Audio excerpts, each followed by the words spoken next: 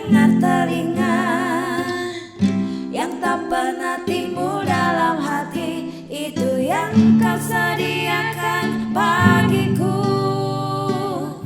yang tak pernah dilihat mata, yang tak pernah didengar telinga, yang tak pernah timbul dalam hati, itu yang Kau sediakan bagiku, bagiku.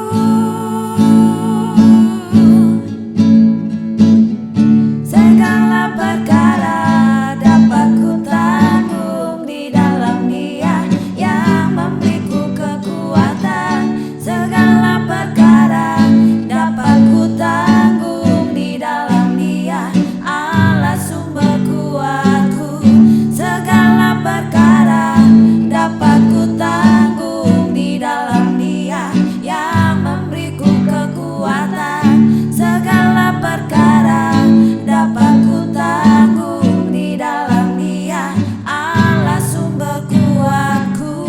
Segala perkara dapat ku tanggung di dalam Dia, Allah sumber kuatku.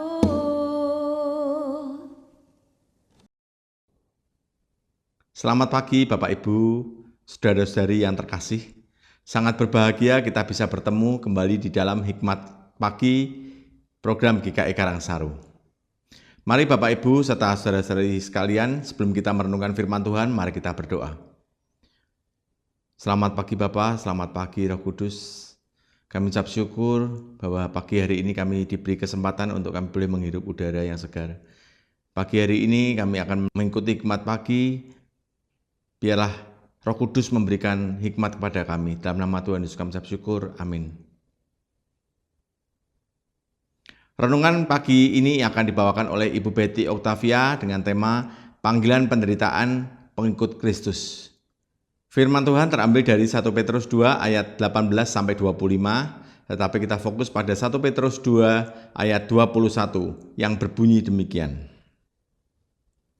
Sebab untuk itulah kamu dipanggil, karena Kristus pun telah menderita untuk kamu dan telah meninggalkan teladan bagimu, supaya kamu mengikuti jejaknya.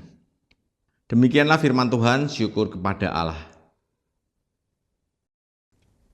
Ibu Bapa, saudara-saudari yang terkasih di dalam Tuhan Yesus Kristus, siapa yang menyukai dan mengharapkan penderitaan? Siapa yang berdoa meminta penderitaan? Siapa yang mau hidupnya terus-menerus menderita? Tentu saja tidak ada orang yang demikian. Secara alamiah manusia akan berusaha menghindari penderitaan dan mencari kenyamanan hidup. Namun bagi para pengikut Kristus ada satu kenyataan yang harus disadari. Panggilan mengikut Kristus adalah panggilan penderitaan. Itulah yang dikatakan Rasul Petrus dalam bacaan kita hari ini.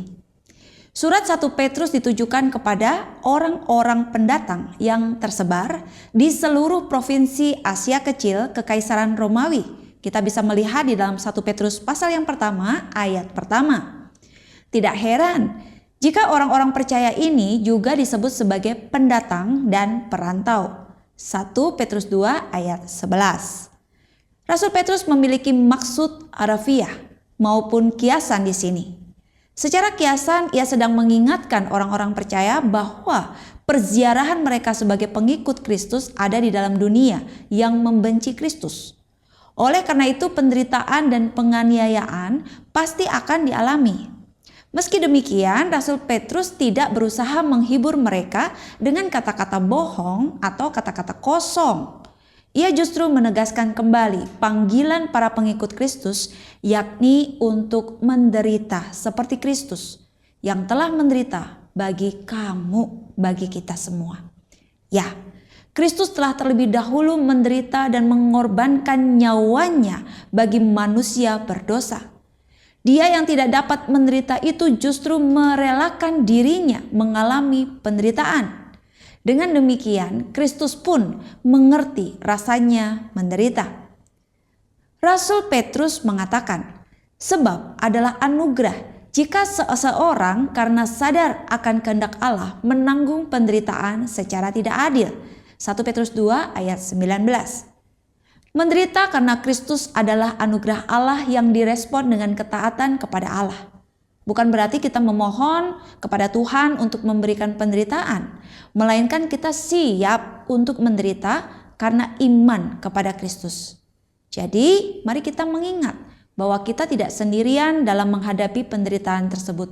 Karena Kristus sendiri mengerti rasanya menderita dan Dia ada bersama kita dalam penderitaan.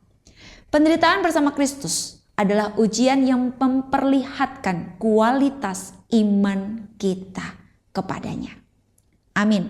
Mari kita berdoa.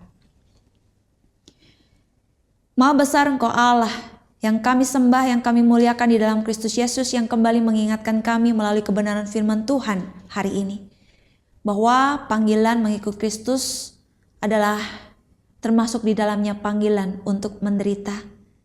Kami tahu dunia membenci Kristus, membencimu ya Tuhan. Oleh sebab itu kami para pengikut Kristus pun juga tidak luput dalam kebencian mereka. Namun kami bersyukur bahwa kami punya Tuhan yang senantiasa menjaga dan juga mengerti apa yang kami alami, kami rasakan, karena Kristus sudah terlebih dahulu menderita bagi kami dan Kristus juga berjanji untuk menyertai langkah kehidupan kami. Oleh sebab itulah kami akan kuat menghadapi segala kesulitan di dalam hidup ini, karena kami tidak mengandalkan diri kami sendiri, tapi kami mengandalkan Engkau ya Tuhan setiap hari, setiap waktu dalam kehidupan kami. Terus pimpin kami, arahkan kami untuk hidup dalam perkenan-Mu, sehingga apapun juga yang kami lakukan mempermuliakan nama Tuhan, menjadi berkat bagi sesama. Terima kasih untuk firman Tuhan yang boleh kami renungkan pada pagi hari ini. Dan kiranya bukan hanya kami dengar, kami pelajari, tetapi juga kami lakukan dalam hidup kami. Terima kasih Bapa Surgawi, di dalam nama Tuhan Yesus kami sudah berdoa. Amin. Selamat pagi, selamat berkarya, Tuhan Yesus memberkati kita semua.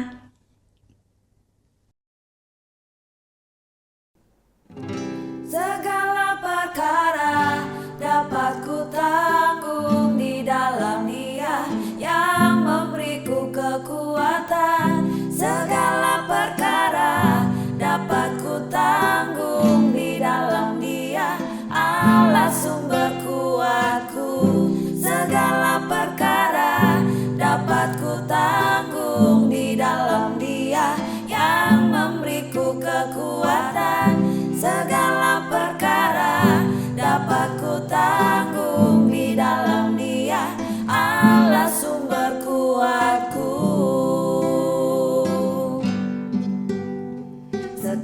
Sekalipun ku berjalan dalam lembah kekelaman, ku tak takut karena Engkau Allah besertaku. Sekalipun ku berjalan dalam lembah kekelaman, ku tak takut karena Engkau Allah besertaku.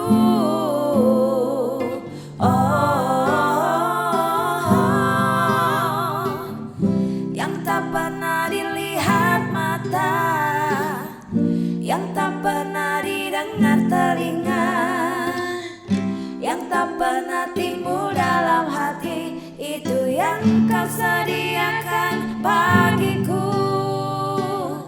Yang tak pernah dilihat mata, yang tak pernah didengar telinga, yang tak pernah timbul dalam hati, itu yang Kau sediakan